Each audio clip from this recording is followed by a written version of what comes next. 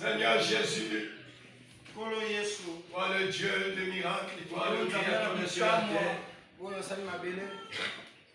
Faire de la joie d'entendre ces vieilles cantiques, Seigneur. À l'ancienne mode. Qui peut nous faire ramener l'esprit en arrière. Et rentrer dans cet esprit de confession, de repentance. À savoir ce que tu as eu à accomplir pendant des temps.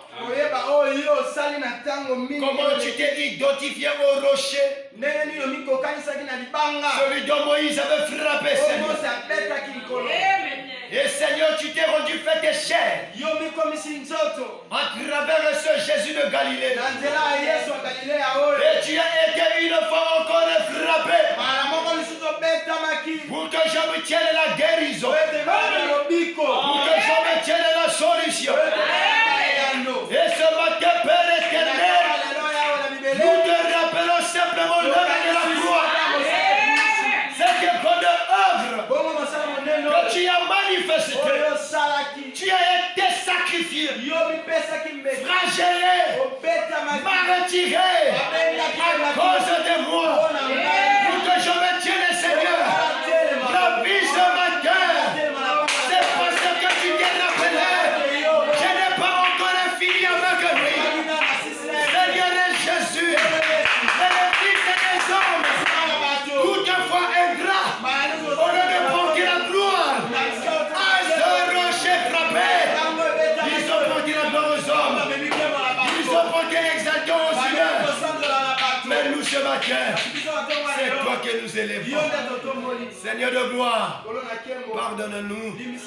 Nous voulons encore te frapper pour une troisième fois. Oh pitié, miséricorde Seigneur, que tu puisses nous pardonner. Pardonne-nous Seigneur, par nos mauvaises prédications orientées. Nous t'avons frappé Seigneur, par nos mauvaises déclarations. Nous t'avons frappé Seigneur, par notre mauvaise vie. Nous t'avons frappé. Seigneur Jésus, aie pitié, miséricorde. Pardonne-nous. Pardonne-nous. Pardonne-nous, Seigneur. Les mots me manquent, Seigneur, pour pouvoir t'apporter des mots de supplication. Si ce n'est que te dire, sois miséricordieux. Au nom de Jésus-Christ. Amen. Amen.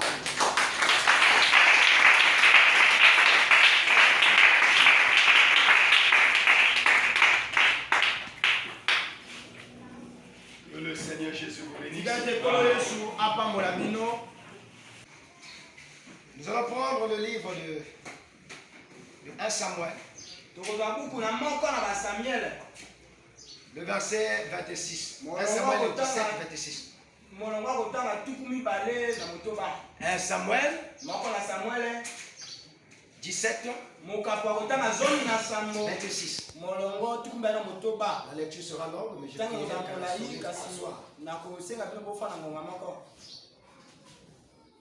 David dit aux hommes qui se trouvaient près de lui, que fera-t-on à celui qui tuera ce Philistin? Fais passer par quelqu'un.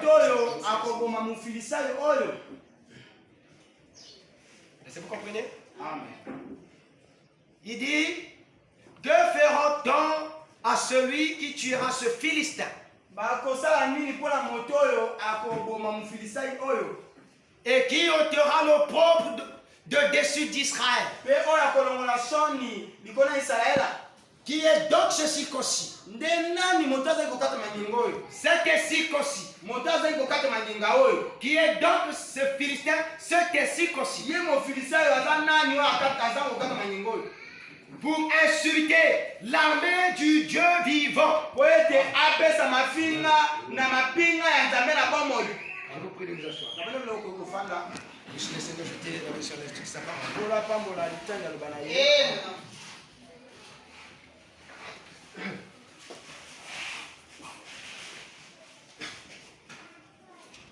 Je vais continuer la lecture. Pendant que vous aussi vous avez vos papiers. Le peuple se répétant les mêmes choses lui dit. C'est ainsi que l'on fera à celui. Oui. Il dit, le peuple répétant les mêmes choses lui dit. C'est ainsi qu'on fera, que l'on fera à celui qui le tuera. Amen. C'est-à-dire, il épousera la fille du roi. Amen. Et donc, il deviendra le genre du roi. Est-ce que vous comprenez? Donc le plus proche du roi. Si dans le naturel, le roi pourrait dire que je te donne ma fille, tu deviens donc le genre du roi. Amen. Donc le pays du roi est aussi gouverné par toi. Que par la personne qui est à tes côtés, sa fille. Amen. Nous le voyons même dans le pays. Lesquels qui gouvernent? Si celui-ci épouse la fille du président, mais tu as les droits. Qui peut t'arrêter? Pourquoi? Parce que tu es à tes côtés la fille du président. Et David avait convoité ce poste-là. David a vu que non, mais je ne serai plus un pauvre berger. Mais plutôt je serai celui qui aura le droit de manger aussi le fruit du pays comme il le veut. Est-ce que l'assemblée dit amen? Et vous allez remarquer les motivations de David. Ce n'est pas Dieu qui avait dit à David et David. Je vais lire. Nous aimons la Bible. Eliab, son frère aîné, qu'il avait entendu parler de ces hommes, à ces hommes, fut enflammé de colère contre David. Est-ce qu'il y a un David dans la salle? Amen. Est-ce qu'il y a un David ici? Alors remplace David par ton nom. Que tu sois une femme, que tu sois un homme, tu dois dire c'est moi David. Quelqu'un dit amen. David était un jeune homme peut-être de 18 ans. Parce qu'il était trop petit. Il pourrait nager dans les 18 ans en fait. Amen. Parce qu'il était le dernier de ses frères. Amen. Et quand ses frères l'ont vu au territoire de combat, Eliab, le gaillard le plus robuste, amen, il a regardé David. Écoutez ce que dit l'histoire. Qu'il avait entendu parler à ces hommes, fut enflammé de colère contre David. Et il dit, pourquoi es-tu descendu? Et à qui as-tu laissé ce peu de brebis dans le désert? Je connais ton orgueil. Ceux qui marchent pieusement en Christ, on n'a pas autre chose à leur qualifier. Le monde leur qualifie toujours des orgueilleux.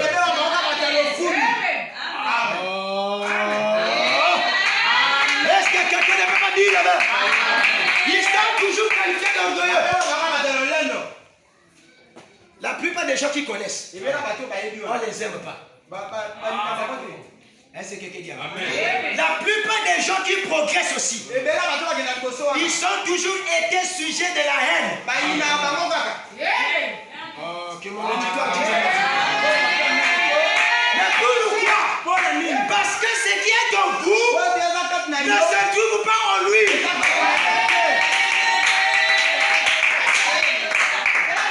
Voilà pourquoi vous remarquerez les pasteurs qui ont des petites églises, comme les nous autres. Est-ce que vous me comprenez? Quand ils voient les grands des églises, ils finissent par monter le complexe. Et la fin de la route, c'est des critiques. Là-bas, il n'y a pas la chose. Là-bas, il n'y a pas la chose. Là-bas, il n'y a pas. Tout ça pourquoi? Parce que lui, il n'a pas ce nom-là.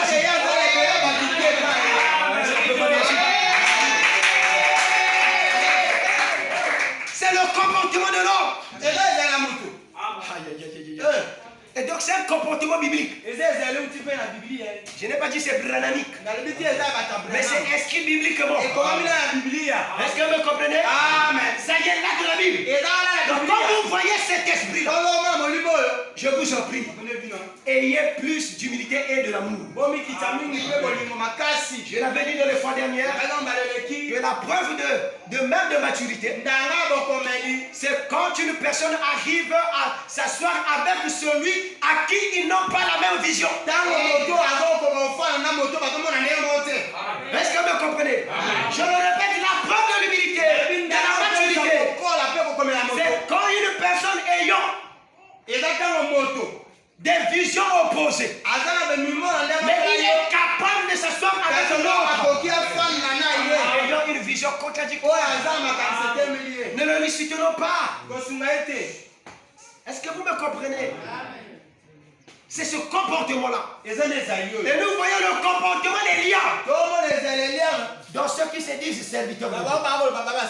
Dans ceux qui se disent des chrétiens. Dans ceux qui se disent maman pasteur. Je ne sais pas si c'est pasteur ou pasteuse.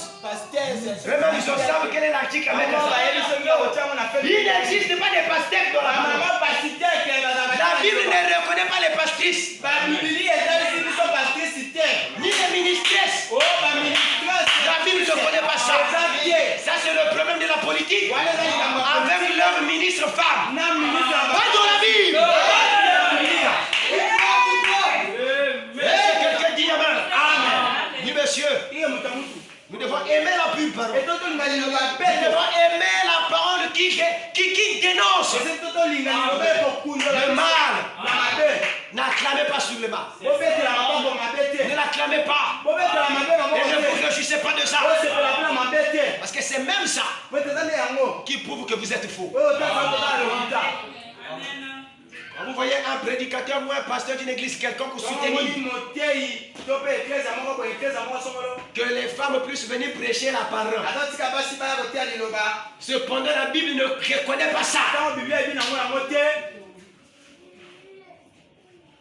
Vous savez ce que ça veut dire? Ça veut dire qu'il a une grande faiblesse sur sa femme. Il y a un serpent qui n'a pas encore pu tuer dans sa femme. Voilà pourquoi il ne peut pas s'empêcher de couvrir sa femme et dire qu'elle peut prêcher. C'est qu'il y a quelque chose dans sa femme que lui, il n'a pas encore maîtrisé. Mais comment il va condamner la femme? Comment il va condamner les mauvaises vies des femmes? Pendant que sa propre femme est dans cette mauvaise vie. Mais il ne peut pas le faire. Impossible. Voilà pourquoi il laisse passer les femmes leur prêcher. Prêcher aux frères PD et aux sœurs lesbiennes.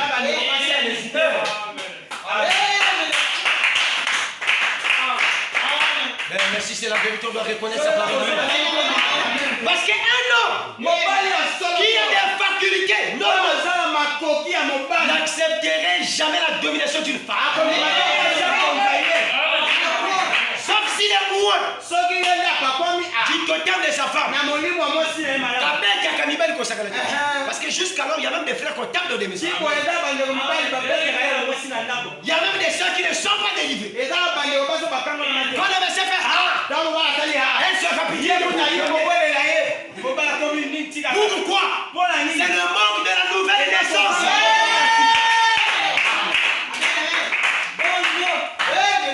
C'est l'esprit Jézabel. L'église dit amen. Je répète que c'est un esprit Jézabel. Parce que la première femme, je ne parle pas de Ève, je parle de la femme idolâtre. La première femme a s'imposé à l'homme parmi les rois juifs. Mais la seule femme qui est renommée dans l'histoire juive parmi les rois, ce n'est que Jézabel. La grande star de l'histoire biblique dans le faux, c'est Jézabel. Amen. Voilà pourquoi si tu es véritablement prédicateur, tu ne regarderas pas ta fortune. Tu ne regarderas pas non plus la fortune, ni la popularité. Tu dénonceras le mal en disant la vérité à tue-tête. On ne cherche pas à regarder tes revenus. Oh non, les dîmes ne vont plus rentrer. Si tu es fait prédicateur des dîmes, Dieu va te vomir. Je vais donner la main. Amen. Je ne crois pas à la prédication des dîmes, à la levée des dîmes. Je ne crois pas à ça. Je le répète. Je ne crois pas à la prédication, à la levée des dîmes. Je ne crois pas à ça. Voilà pourquoi ça fait des années changer. Est-ce que vous m'avez déjà vu venir prêcher la dîme? Si tu es fils de Dieu, tu es fille de Dieu, je n'ai pas besoin de te dire les avantages de la dîme. Je vais perdre mon temps au lieu que je ramène une âme quelque part. Je vais me mettre là à parler de l'argent. Non, mes frères. Le temps est trop tardif pour se mettre à parler. Est-ce que je me fais bien comprendre? Je dis bien, le temps est tellement avancé que de rester là, tournoyer sur eux. Vous savez la dîme, hein? Celui qui paye sa dîme, c'est celui qui est béni. Est-ce que dans son âme, elle est bénie? Donc Dieu va te remplir les bras, cependant que tu n'as même pas une vie digne de l'évangile. Dieu n'a jamais béni quelqu'un de des bêtises. Écoutez-moi très bien. Même si la dîme est une chose parfaite, oui. Et que même la prostituée paye sa dîme. Et on obtient les bénéfices de sa prostitution. Je crois que la dîme ne serait pas quelque chose à marteler. Je veux entendre la main. Amen. Et les gens qui disent que même dans les bêtises, tu dois payer ta dîme, ma fille. Si je sais que toi, tu es une trotteuse, je répète, une trotteuse. Amen. Amen. Qui n'est pas à la hauteur d'être une serpillère de la sœur interne. Mon frère, ma soeur, si j'entends que ça c'est interne, l'argent va te revenir non dans l'enveloppe mais comme un partage. Aïe, aïe, aïe, aïe. Amen. Amen. L'argent te reviendra. Non pas dans l'enveloppe, mais comme si le pasteur t'avait. Pour ne pas te faire mal, il faut user de sagesse pour que le pasteur ne tombe pas dans le fruit de tes bêtises. La parole nous parle du savoir, de l'exhortation, de savoir même répondre à la personne.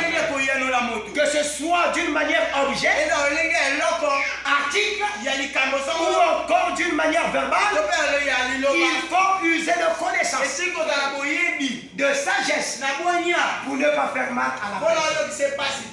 Est-ce que je me fais comprendre? Et donc, nous ne sommes pas ici pour ça. Parlons de la repentance aux gens. Parlons aux gens que non, cette vie, si Jésus venait, ma soeur, tu partiras pas. La déception, la bonne manière d'exhorter une personne, c'est de décevoir. Est-ce que vous le comprenez? C'est de le décevoir sur la mauvaise vie et la mauvaise voie qu'elle emprunte. Quelqu'un dit Amen? Il faut bien décevoir. Et quand on déçoit, on ne rit pas. Parce qu'il y a des frères qui exhortent en riant. Tu ne peux pas décevoir une personne en lui donnant encore des câlins. Non. Il faut bien décevoir. Que l'enfer a bien compté. Si tu ne quittes pas le bien de l'autre côté, et celui qui peut te ramener, c'est accepter Jésus. Voilà un pasteur dans l'exhortation. Évangéliste en même temps pasteur. Tu l'as montré l'enfant et tu l'as montré comment Jésus est mort. Automatique, il enlève le pied de l'enfer. Pour se mettre tout droit. Mais si nous n'arrivons pas à exhorter, le problème n'en est qu'un seul. Parce que toi-même aussi tu vis ce qu'elle vit. Amen. Et tu as peur de lui dire les choses qu'elle vit. Non mes frères. Tu vois ton frère dans le mal? Le livre de Deutéronome a dit, celui-ci a vu le mal et n'avertit pas son frère. Il lui sera demandé le sang de ce dernier. Et quelqu'un va me dire, pourquoi tu as parlé de l'enfer? Mais si je ne parle pas de l'enfer, je vais parler de quoi? Tu veux que je te montre le ciel pendant que tu ne connais pas ce qu'on fait? Non, monsieur, on ne peut pas parler de la France si on ne connaît pas là où on prend les visas. Quelqu'un dit un amen? Amen. Eh bien oui, monsieur. L'église est là pour... Au juste, vous savez, quand les pasteurs sont là, ils donnent 2 visas aux gens. Est-ce que vous comprenez? Amen. Il donne le conseil comment le visa s'obtient, je vous l'ai dit. Le visa de l'enfer s'obtient comment? Le visa du ciel s'obtient comment? Ce sont des bons conseillers. Ils vous parlent le profit de poteau, mais il n'a jamais été. Mais il croit. Amen. Et tu es obligé de croire comme Dieu. C'est ça qui est plus dangereux. Une personne qui ne sait même pas comment se trouve le ciel. Mais il te parle du ciel. Mais il n'a jamais été. Mais il veut que tu crois comme lui. C'est la chose la plus difficile. C'est une personne à croire une chose que toi tu crois qu'elle ne croit même pas ça. Mais tu l'as forcé à croire comme ça. Mais ce qui veut dire, c'est déjà ce que tu vois n'importe quoi. Est-ce que quelqu'un dit amen? Tout ce que les pasteurs font, ils ont déjà la quatrième. Amen. Même le salut, ce n'est qu'un rappel de ce que tu es déjà. En vérité, on ne force jamais à quelqu'un le ciel. Non, monsieur. Le ciel, quand tu parles à quelqu'un du ciel, si le temps était déjà là, dans le chronogramme de Dieu, pas ton chronogramme, celui de Dieu, la personne ne résistera pas de te suivre. Elle te suivra les yeux fermés. Amen. Si tu sais, le Seigneur Jésus-Christ nous a préparé des demeures. La Bible dit les cieux et la terre vont passer. Mais mon frère, toi tu seras où? Si les cieux passent, la terre passe. Ton âme doit résider quelque part. La personne est touchée. Qu'est-ce que vous avez fait? Vous avez juste stimulé sa destinée. Amen. Oh, mon assemblée n'a pas répondu. Oh, je vais lire. Amen. Eliab. J'espère qu'il y a aussi des Eliab ici. Hein? Ceux qui frères étaient là, dis-moi, il y a bien. Il y a Kabakate. Lui, Il y a Kabakate. lui, il partage pas. Mais du coup, il y a bien. Oh, Toi maintenant, comme c'est pas venu à toi, tu commences à divulguer. Comment il y a du cop, non? Apingani. Qu'est-ce qu'il m'a donné? Apingani. Rien. Apingani, non, côté. Il m'a rien donné. Pourquoi? Parce que lui n'a pas. Je Je vous donne un conseil. Évitez d'être un jour les sorciers. Est-ce que je vais faire comprendre? Parce que quand on ne sait pas chercher, on finit à être sorcier de ceux qui ont trouvé. Est-ce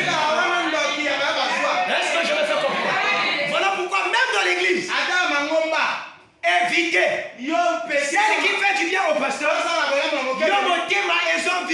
toi tu ne sais pas par où elle est passée pour qu'elle puisse s'arrêter au pasteur. Et tu ne sais pas que quand elle fait au pasteur, quels sont les bénéfices qui la reviennent. Ça c'est un secret. Amen. Donc le secret de l'autre n'applique pas ça. Parce que tu auras honte, parce que ça ne va pas s'accomplir. Tu vas essayer, mais c'est pas de bon. Non, mais caca, peut-être mon opportunité, mon possible. Parce que Dieu n'est pas un Dieu des opportunités, mais Dieu est un Dieu de sa volonté.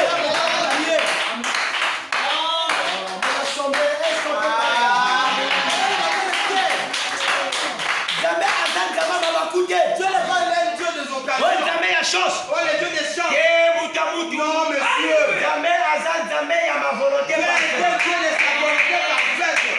Je l'aime. Ne cherchez pas les opportunités. L'église, vous me suivez? Ne cherchez pas les opportunités. Quand on est chrétien, on ne court plus derrière les opportunités. Ça veut dire quoi? On en change. Non. Mais on court en cherchant quelle est la bonne. Et le Christ a dit, ma nourriture, c'est de faire la volonté du Père. On a sauvé, n'a pas compris. La nourriture de Jésus, c'est de faire la volonté de son Père. Et toi, quelle est ta nourriture? Oh là là, nous avons la chance. Quelqu'un dit Amen? Amen. Notre Dieu n'est pas un Dieu des occasions. Dieu est un Dieu de précision. Et qui a fait des choses selon sa volonté. Parce que la volonté de Dieu ne déçoit pas. Quelqu'un dit Amen. La volonté de Dieu, je dis, ça ne déçoit pas. Est-ce que vous comprenez? Je ne parle pas du programme de Dieu déjà établi. Mais je parle de sa volonté bien précisément positive pour toi. Sur ce que vous appelez l'opportunité, c'est de ça que je parle. Amen. Oui, il faut bien préciser les choses.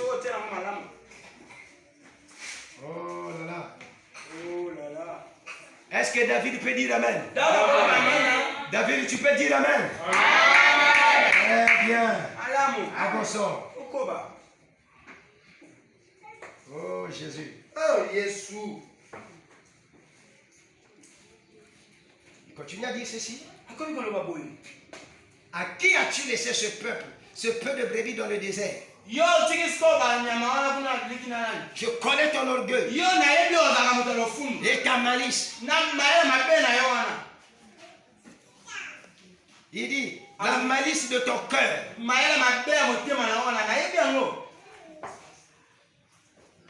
Ah ouais, même la Bible les yeux reconnaître tes moutous. La Bible parle de la malice du cœur. Donc quand vous voyez les gens faire les mal aux autres, ça arrive de son cœur. Amen. Et un cœur souillé n'hérite pas le ciel. Non, mon auditoire, je vais retourner la main. Un cœur souillé n'hérite pas le ciel.